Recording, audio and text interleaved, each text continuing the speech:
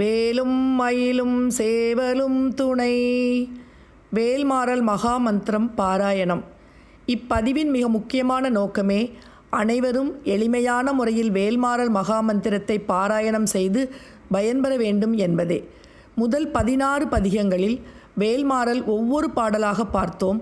அடுத்து 4 பாடல்களாக பார்க்கலாம். பின்னர் 8, அதன்பின் 16, பின்பு 64 ஆக படிப்படியாக வேல்மாறல் மகாமந்திரத்தை கேட்டு எளிதாக பாராயணம் செய்து பயன்பெறுவோம்.